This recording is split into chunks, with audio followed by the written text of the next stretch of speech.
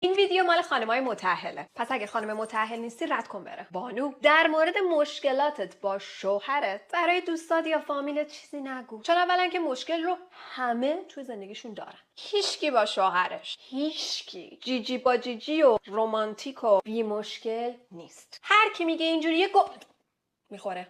اما وقتی تو مشکلاتتو به دوستت میگی، تو برمیگردی خونه خودت توی همون زندگی. برای حالا امروز نه ولی فرداش مشکلت حل میشه. اما اون حست موقع تعریف اتفاقا و اون اطلاعاتی که به دوستت دادی باهاش میمونه. تا همیشه توی تصورش میمونه. ثابت هست، یادشه. بعد تو دوزارت که میفته چی شده، تلاشتو میکنی نظرشو عوض بکنی. اون وقت دائما مجبوری از شوهرت جلوی دوستت دفاع بکنی. تو هرس میخوری که دفاع بکنی و فرداش اگه حالا شوهرت باز یه کاری بکنه عصبی بشی، تصورت اینه که من دارم این فلان فلان شده دفاع میکنم. بعد مشکل پشت مشکل. بعد به خودت میای میبینی امروز شوهرت برات گردنبند $10,000 خریده. بعد عصرش باهاش میری مهمونی پیش همون دوستا و فامیلا. تو سنگینی نگاه بقیه رو بیشتر حس میکنی تا خوشحالیت از این گردنبنده. خودت اذیت میشی. دهنتو ببندش.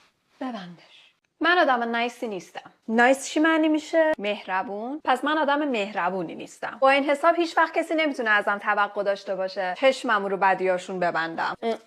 به هیچ عنوان. من کسی بهم بدی بکنه در اولین فرصت میذارم تو کاسش. من واسه کسی حالا بذار من بزرگتری کنم در نمیارم. آدم بودن رو می‌خواست یاد بگیره تا الان یاد گرفته بود. خانواده‌اش یادش ندادن، حالا مسئولیتش افتاده گردن ما. بعد حالا ما مسئولیتش رو گردن نگیریم و این بندگان خدا رو به اون رنگی که لیاقتش دارن تبدیل کنی، میگم وای طرف سلیطه است. آره من سلیطه‌ام. اگه گذاشتن جواب دوزاریه تو کاسه‌ای که جلو خودشونه سلیطگیه، خانم‌ها آقایون من سلیطه‌ام. چون من کسی بهم بدی بکنه با نمیستم بزرگوارانه نگاش کنم که برمیگردم همچین بزرگ میذارم جلوش. دستم هم بهش نرسه تلاشمو میکنم دستم بهش برسه. اما اونی که شما بهش میگی سلیطه، من بهش میگم آدم خوب. من آدم خوبیم. من گربه کوره نیستم. کسی بهم خوبی کنه هیچ وقت یادم نمیره. نه فقط هیچ وقت یادم نمیره، بلکه تا خوبیشو جبران نکنم ولش نمیکنم. نمیذارم کسی جلوی من راجبش بد حرف بزنه. بد حرف بزنم همون سلیطه میشم که شما فرمودید. من آدم مهربونی نیستم ولی 100% آدم خوبی هستم. بای.